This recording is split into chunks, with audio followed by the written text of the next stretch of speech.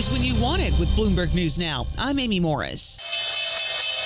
There's your closing bell for this Monday on Wall Street, where markets experienced some high volatility as a result of President Trump's trade war. Stocks, bonds, and commodities all affected by this. And we do check the markets for you all day long here at Bloomberg. Your closing numbers for this afternoon: the S&P 500 lost 12 points.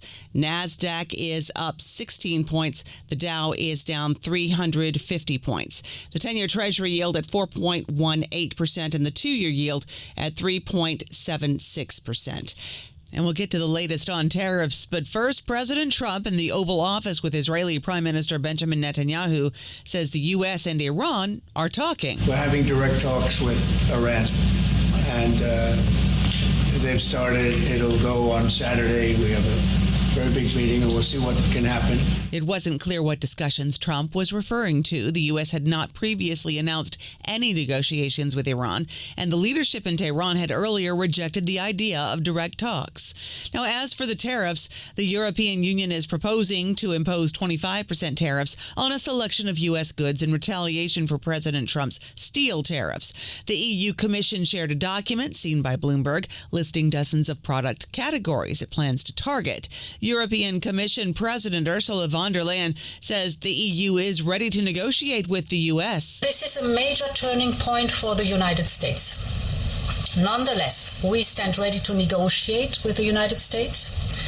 Indeed, we have offered 0 for 0 tariffs for industrial goods, as we have successfully done with many other trading partners. Von der Leyen says they made that offer before Trump's announcement last week of sweeping new tariffs.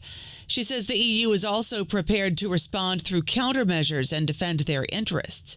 And Dutch Trade Minister Renate Klaver. I hope Mr. Trump is smart enough to know that our economies are very much connected and that we depend on each other, and that tariffs are very bad for all of us. Dutch Trade Minister Renate Klaver speaking to Bloomberg at the EU Trade Ministers meeting in Luxembourg. Also at that meeting, France's trade minister told Bloomberg every tool is on the table to retaliate against U.S. tariffs imposed on the EU. Everything is possible. Everything is possible. We have a wide toolbox, and everything is possible. And at the end of the day, we don't want to use it, but we can use it. French Trade Minister Laurence Saint-Martin in Luxembourg.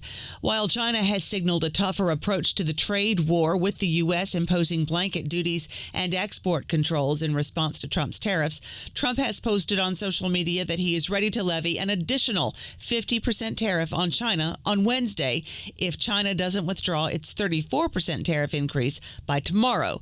Treasury Secretary Scott Bessent says China has chosen to isolate itself, posting on social media that China is doubling down on, quote, previous negative behavior. BlackRock CEO Larry Fink tells Bloomberg the United States has been a global stabilizer since World War II. And he's troubled that the U.S. is now the destabilizer. 80 days ago in Davos, the phrase was American exceptionalism you heard everywhere. Everyone is focusing on how to do more in the United States. And obviously that's been thrown out right now. But I am troubled that we are not the stabilizer as a country. We are destabilizing.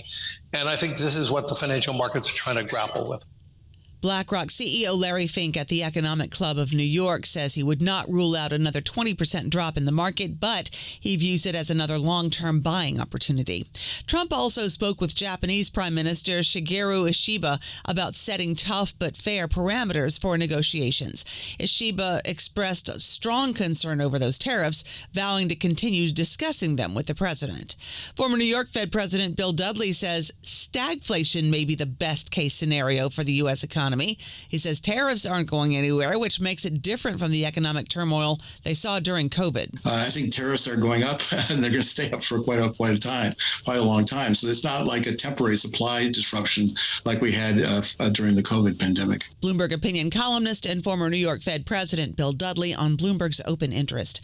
That's news when you want it with Bloomberg News Now. I'm Amy Morris, and this is Bloomberg.